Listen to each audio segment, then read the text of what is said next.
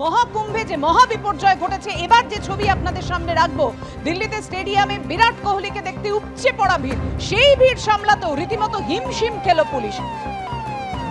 পুণ্যস্থানে গিয়ে পদপিষ্ট একেবারে মৃত্যু মিছিল, সেখানে পুলিশের ত্রুটি বারবার উঠে আসছে। আর দিল্লির অরুণ জেটলি স্টেডিয়ামে বিরাট কোহলি থেকে দেখতে যেভাবে ভিড় উপচে পড়ে, সেই ভিড় সামলাতেও হিমশিম খেল পুলিশ। 2012 সালের পর রঞ্জি ট্রফি খেলছেন বিরাট কোহলি, আর বিরাট কোহলিকে দেখতে এভাবেই 15,000 ক্রিকেট প্রেমী তারা ভিড় জমায়। ভিড় সামলাতে স্টেডিয়ামের আরো একটি গেট খুলতে বাধ্য হলো ডিটিসিএ। ভিড় সামলাতে রীতিমতো হিমশিম খেল দিল্লি পুলিশ। এখনো পর্যন্ত হতাহতের কোনো খবর নেই।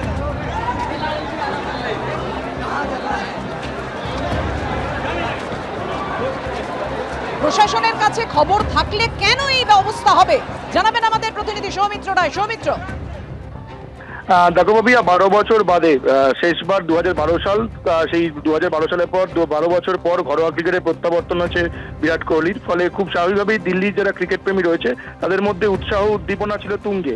রঞ্জি ট্রফির ম্যাচে বিরাট কোহলিকে দেখবেন বলে সকাল থেকেই আজকে দিল্লির অরুণ জেটলি স্টেডিয়াম অর্থাৎ কোটলা স্টেডিয়ামের বাইরে প্রচুর ভিড় জমান দিল্লির ক্রিকেট প্রেমীরা। তারপর যেটা হয় সেটা হচ্ছে, প্রথমে ডিটিসিএ এর কর্তারা ঠিক করেছিলেন স্টেডিয়ামের একটি গেট খোলা হবে। এই একটি গেট খোলার মাত্রই 1 ঘন্টার মধ্যে প্রায় দিল্লির যে কোটলা স্টেডিয়াম পুরো কানায় কানায় ভর্তি হয়ে যায়। কিন্তু তারপরেও দিল্লি স্টেডিয়ামে, কোটলা স্টেডিয়ামের বাইরে প্রায় 2 কিলোমিটার পর্যন্ত ক্রিকেট প্রেমীদের লম্বা লাইন থাকে। তারা প্রত্যেকেই চাইছিলেন যে দিল্লি স্টেডিয়ামের গ্যালারিতে বসে ম্যাচটা দেখবেন, কিন্তু গ্যালারি স্টেডিয়ামে এক ফুট জায়গা ছিল না, কোনো কানায় কানায় ভর্তি হয়ে গেছিল, ফুল হাউস হয়ে গিয়েছিল গ্যালারি। তারপর দিল্লি স্টেডিয়ামের বাইরে, কোটলা স্টেডিয়ামের বাইরে লম্বা লাইন পড়ে যায়। পুলিশ সেই ভিড় সামাল দিতে একেবারে হিমশিম খায়, এবং যেটা দিল্লি পুলিশ সূত্র মারফত জানানো হচ্ছে যে এমন পরিস্থিতি হয়েছিল যে পদপৃষ্ট হয়ে যাওয়ার মতো পরিস্থিতি তৈরি হয়েছিল, কিন্তু এই ঘটনায় কেউ আহত হয়নি। ধন্যবাদ তোমায় সৌমিত্র।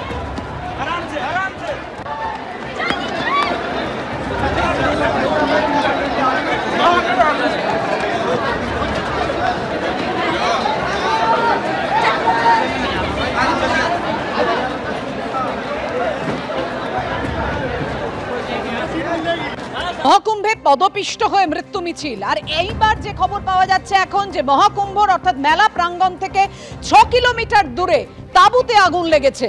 আপনাদের জানিয়ে রাখি, 19শে জানুয়ারি 50টি তাঁবুতে আগুন লেগে পুড়ে যায়। আর এবার 30শে জানুয়ারি অর্থাৎ আজকে ফের কুম্ভ মেলা চত্বরের কাছে তাঁবুতে আগুন লাগে। আজ দুপুর 2টোর সময় আগুন লাগে প্রাইভেট টেন্টে। দ্রুত আগুন নিয়ন্ত্রণে আনে দমকল। হতাহতের কোনো খবর নেই। যোগী সরকারের তরফ থেকে বারবার বলা হচ্ছে যে এই ভয়ঙ্কর বিপর্যয়ের পর ব্যবস্থা নিয়েছে প্রশাসন, কিন্তু কোথায় ব্যবস্থা? আবার যে সেই গাফিলতি, যেই ফাঁকফোকর থেকে গেছে, সেটাই চোখে আঙুল দিয়ে দেখিয়ে দিল এই তাঁবুতে আগুন লাগানোর ঘটনা। 19শে জানুয়ারির পর এবার 30শে জানুয়ারি ফের কুম্ভ মেলা চত্বরের কাছে তাঁবুতে আগুন।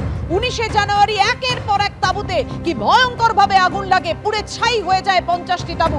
সেই দিনের ছবি আপনাদের সামনে রেখেছি। কথা বলবো, আমাদের সঙ্গে রয়েছেন আমাদের প্রতিনিধি বিজেন্দ্র সিংহ। বিজেন্দ্র, কি খবর রয়েছে এই মুহূর্তে, কি আপডেট? দেখো, এই আগুন এখন নিয়ন্ত্রণে চলেছে পাপিয়া। সেক্টর 22-এ যে প্রাইভেট টেন্টগুলো রয়েছে সেখানে আগুন লেগেছিল, এবং ফায়ার ব্রিগেড এবং পুলিশের তরফ থেকে জানানো হয়েছে এটা বেআইনিভাবে এই তাঁবুগুলো এরেক্ট করা হয়েছিল, এবং সেখানে এখন সন্দেহ করা হচ্ছে তারা রান্না করছিলেন এবং সেটা থেকেই আগুন লাগে। তবে যেহেতু ইলিগালি এই টেন্ট বানানো হয়েছিল, সেখানে দমকলকে আসতে একটু অসুবিধা হয়, কিন্তু তারা আসার পর আগুনকে নিয়ন্ত্রণে আনেন, এবং পুলিশের তরফ থেকে জানানো হচ্ছে কারো ক্ষয়ক্ষতি কিছু হয়নি। যে প্রাইভেট টেন্টটা ছিল সেটা পড়ে গেছে, এবং এরপরে সিদ্ধান্ত নেওয়া হয়েছে কি এখানে বাকি যে বেআইনিভাবে টেন্টগুলো বানানো হয়েছে তার বিরুদ্ধেও তাদেরকে সরানোর জন্য এখন পদক্ষেপ নেওয়া হবে মেলা কর্তৃপক্ষের তরফ থেকে। ধন্যবাদ তোমায়।